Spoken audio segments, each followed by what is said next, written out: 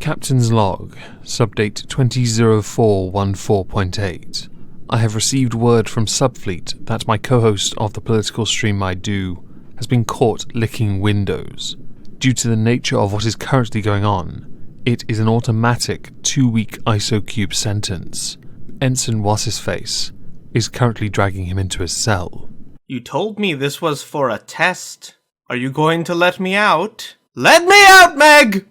Welcome everyone to the 16th Halls of Injustice. Today we have something quite interesting because most people who use Twitter especially will know quite a bit about this in advance. Well, half of it. For this we need Tory Ojeda and her 4 partners, Mark, Travis, Ethan and Christopher. Tory started this love story, this beautiful love story, 3 years ago when she met Mark in high school. 2 months later, because love moves really fast, yo, she opened things up with Travis, to whom she is now engaged. Later on, she brought Ethan and Christopher into the fold. Now, despite the current plans to marry Travis, Tory says that he is not, now that she's 20, the biological father of the girl she was due to have in February, who is now born, by the way. The biological father is Chris. And how this all works is, they each get a night with her, they take it in turns and they rotate, because that loving, yo.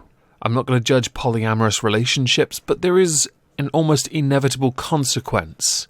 We're going to get to it in a moment, I promise.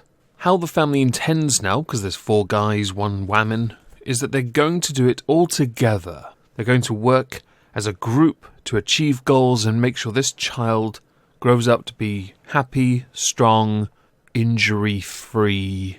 The group has indicated that over the years they have dealt with jealousy, with it being especially hard for Mark and Travis to accept Ethan and Christopher. But Ethan has said they've spoken, they've talked it out like bros and agreed. This is in the best interest. They all get to pork her. Tory herself has conceded that it is exhausting having to please 4 different men under the same roof, with her actually encouraging her boyfriends to pursue other love interests. It's like you're trying to break up with them, but you can't be bothered because you gotta have that peen, or something. I actually have no idea what.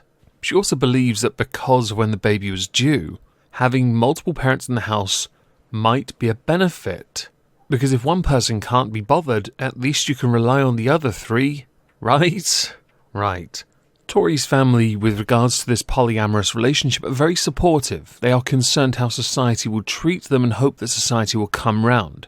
With one throuple, that is actually a couple type, but with more than, it's not monogamy, saying that they've come to realise monogamy isn't all it's cracked up to be. And they say others are starting to realise this too.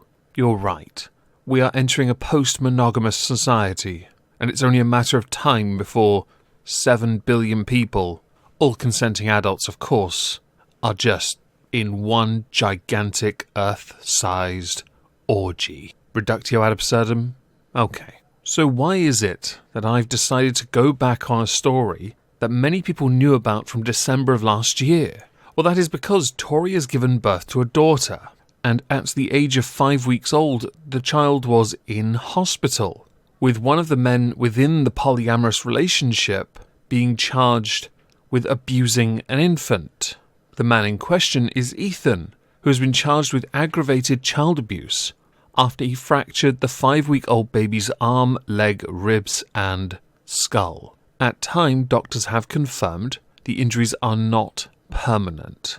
But I think we all know what's going to happen now. I'm going to put it to you what you think the sentence should be. I know what I think the sentence should be, and I think a lot of you are going to repeat it. Here's the ISO cube. Here's Ethan. Wouldn't it be a shame if those walls just got a little bit closer? Really does make you think of, let's say, the end scene for Saw 5.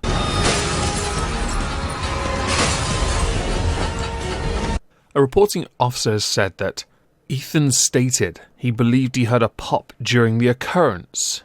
Currently, Ethan is behind bars with a bail set at $250,000.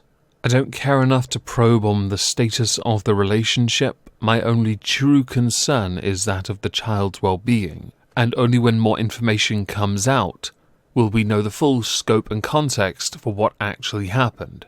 That way we can be certain the sentence is 100% accurate. Now, I think we can all agree for the most part, when everyone had started hearing about Tory Ojeda, we knew it was entirely an attention seeker just looking for attention, cause attention, and all the men looked like absolute cucks. That's how it all came across at the time. I still think there is some validity to it, but this, much like previous instances of polyamory going to pot, will just lead more people to say polyamory doesn't work. You can draw your own conclusions. I personally don't care about polyamory. It's not my thing. Perhaps I'm just selfish like that. But I do really want to know what on earth compelled Ethan to cause such harm to a 5-week-old child. Because while he has willingly confessed to doing it, I still want to know why. And I want to put this guy on blast, because seriously, why wouldn't I? You belong in an ISO cube. The length of time you're there, though, Saw 5. Just seriously, that's it.